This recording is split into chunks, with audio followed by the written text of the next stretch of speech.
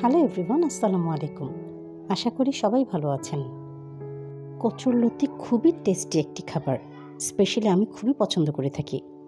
আমরা সাধারণত এই কচুরলতিকে চিংড়ি মাছ অথবা ইলিশ মাছের মাথা ও লেজ দিয়ে রান্না করে থাকি। খেতে অসম্ভব ভালো হয়, কিন্তু আমি আজকে এটাকে শুধুই রান্না করেছি খুব স্পাইসি করে। খেতে আলহামদুলিল্লাহ খুবই ভালো হয়েছে।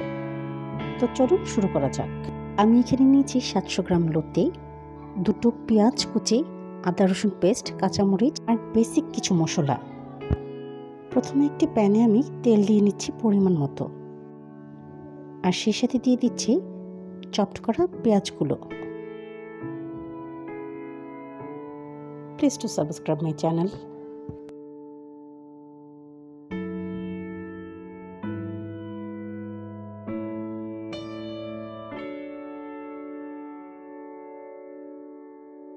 পেঁয়াজগুলো ব্রাউন হয়ে এলে এর মধ্যে আমি দিয়ে দিচ্ছি স্বাদ মতো লবণ, 1 চা চামচ শুকনো মরিচের গুঁড়ো, 1 চা চামচ ধনে গুঁড়ো আর 1/2 চা চামচ হলুদ গুঁড়ো।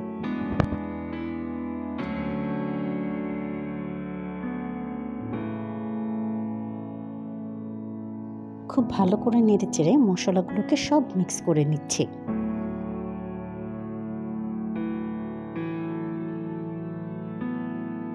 আর এবার এর মধ্যে দিয়ে দিচ্ছি একটুখানি পরিমাণে পানি, যাতে করে মশলাটা পুড়ে না যায়।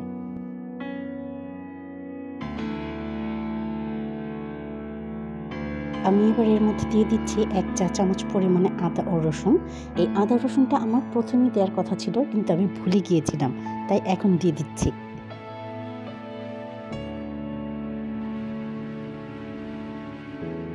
মশলা থেকে কিন্তু তেল ছেড়ে দিয়েছে, আর খুব ভালো করে মশলাটা কষানো হয়ে গেছে। এবার যেহেতু মশলাটা ভালো করে কষানো হয়ে গেছে, এর মধ্যে আমি দিয়ে দিচ্ছি সেদ্ধ করে রাখা সেই কচুর লতিগুলো। এবার মশলার সাথে লতিগুলো খুব ভালো করে মিক্স করে নিচ্ছি। Please to subscribe my channel and hit the bell icon.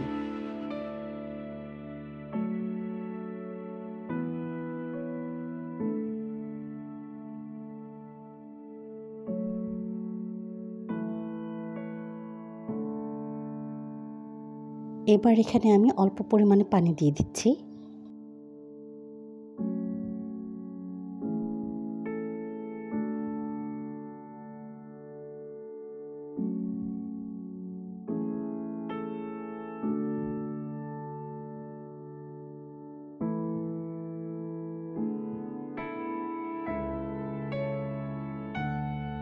এবার ঢেকে রান্না করে নিচ্ছি।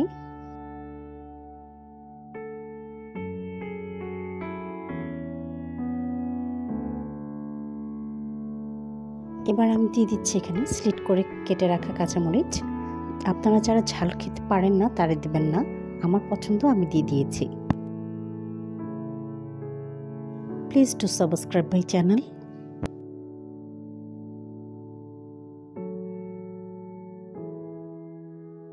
কচুর লতিগুলো কিন্তু রান্না হয়ে গেছে, দেখুন কত সুন্দর করে তেল ছেড়ে দিয়েছে। এবার আমি আপনাদেরকে পরিবেশন করে দেখাচ্ছি। যদি আমার ভিডিওটি আপনাদের ভালো লেগে থাকে তাহলে প্লিজ সাবস্ক্রাইব করে দিবেন আমার ইউটিউব চ্যানেলটিকে, ফলো করে দিবেন আমার ফেসবুক পেজ ও ইনস্টাগ্রাম আইডি তিন্নাস কিচেনকে। সবাইকে অনেক অনেক অনেক ধন্যবাদ সঙ্গে থাকার জন্য এবং পুরো ভিডিওটি দেখার জন্য। ইনশাল্লাহ দেখা হবে অন্য কোনো নতুন ভিডিওর সঙ্গে, ততক্ষণ সঙ্গেই থাকুন।